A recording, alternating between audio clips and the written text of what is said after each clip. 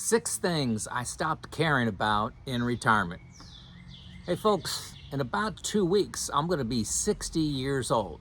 So maybe this is just about turning 60, not just retirement, but I can't tell the difference between the two because I'm going to be both. So let's jump right in here. 6 things, no particular order. Number 1, stop caring about accomplishment for today. I don't have to get anything done today. That's completely different than my work life. That's completely different from what made me successful financially, able to retire at 54. I don't have to accomplish anything today. It's about love of the journey. What am I going to do exciting today? Can I help people today? Can I do something fun? Can I work on a relationship? Exercise, cook? What am I going to do? But it does not have to be an accomplishment. I can choose to do nothing all day long. I have a couple days a week where I do that. That's very real. I don't have to accomplish anything. And that was a pretty big change. Number 2, fear of failing. Big deal here, okay? It's okay to try new things. When I retired, I started fishing a lot. I wasn't very good at fishing, but retired people are supposed to fish, right? I had fun being out in nature, but I really didn't enjoy fishing that much, and I wasn't that good at it. So trap shooting is something I did with a shotgun. I started a YouTube channel. I started a study group. These may not have worked out, and the fear of failing went away. I want to try this. I don't want to say I should have tried this. I should have tried that. So I just stopped caring about failing. Another thing that I really stopped caring about was stuff. And I'm probably more on the extreme part of this curve than the average person. I don't care about clothes. I don't care about the car I drive. I don't care that my house may not be as big as other people's houses. I live in a nice neighborhood, got a nice backyard. I don't care that most of my neighbors pay somebody to cut their grass. I cut my own. It's all this stuff. I don't buy toys for myself. I'm not trying to deprive myself. I just don't get joy from that. I just spent 2 weeks in the Pacific Northwest on a trip. We spent good money on that. It wasn't the cheapest trip we could take, but I loved spending money on that experience. Went out and saw my son in Colorado and his fiance. But that's where I want to spend money. Stuff, I just stopped caring about it. And it's not a problem. I just realize I'm different than most people.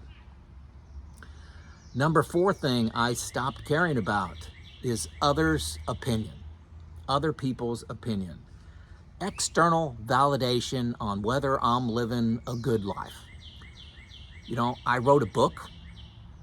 A lot of people are like, what are you doing writing a book? What gives you the authority to write a book? I wrote a book. I didn't care what other people thought. I had some things I wanted to communicate. I've sold like 1,500 of them. You can't say that's wildly successful, but I wrote a book and I'm personally happy with that. And it's helped people. I've got hundreds of stories of where people used my book and turned things around, improved their lives, improved their plants. Others' opinion of my YouTube channel. I value your opinion, but you know, 1 out of every 100 comments is pretty mean. Just mean. If the channel's not for you, it's not for you. I'm sharing my story, and there's hundreds and hundreds of people here that I believe I've truly helped. And you folks that have left comments saying, hey, you retired a year early, 2 years early, 3 years early, or I retired based on your confidence that you helped me gain in myself. That's what I'm trying to do. And that may be 100 people, that may be 100,000. But others' opinion, let's see, I'm a mentor to several folks, and you know, some people may judge and say, what gives you the authority to mentor? I don't have any certifications to mentor, but the ones I mentor, I think I've made a real impact in their life. They tell me that. So others' opinion doesn't mean a lot. One of the things that, and this has been longer than just retirement, but I always, I'm not known for dressing up for occasions. I'm usually setting the low bar for dress code. So if I may have jeans and a polo shirt on with a collar, and everybody else has a sport jacket. That's me. So others' opinion, it's always kind of been a theme, but it's on steroids now that I'm approaching 60 and retired. Number 5 is comparison. Again, cars, clothes, net worth. Folks, here's something surprising for you about retirement. You're always comparing, you know, hey, this person has $500,000, this person has $1 million, this person has $2 million. When you retire, you won the game, move on. Nobody compares. Retired people don't sit around and talk about who has the most money. We've already won. You've already won. You don't talk about those things. It's what did you do today? Where did you go? What'd you do? Where'd you find enjoyment today? Where'd you find joy today? Comparison, it just doesn't happen. There are YouTube channels out there with 6 million subscribers. I got 51,000. I just want to put out good content that helps people. That's my goal. If somebody else has 100,000, 200,000, that doesn't cause me to not sleep at night and stress. It doesn't. I'm just being me, and I'm doing this for fun. You don't produce YouTube channels for the money.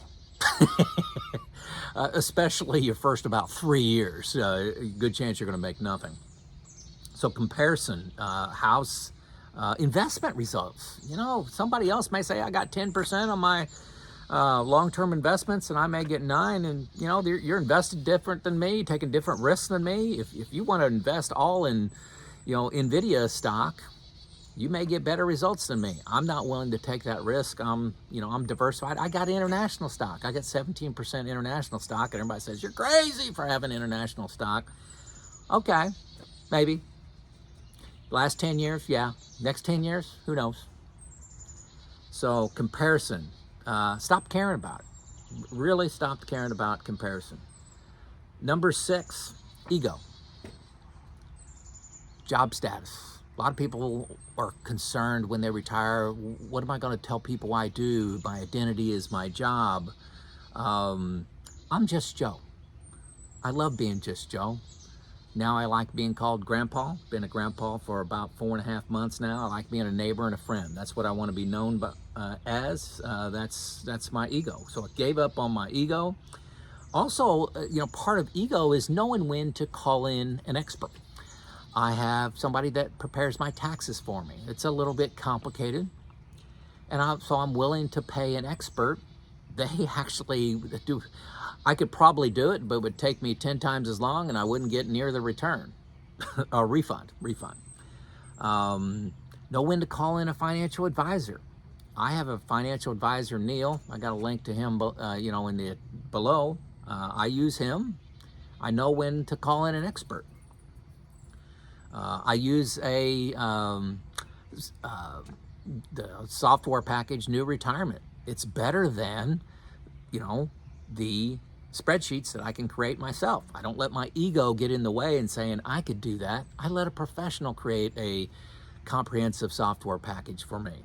First link below, give that a shot.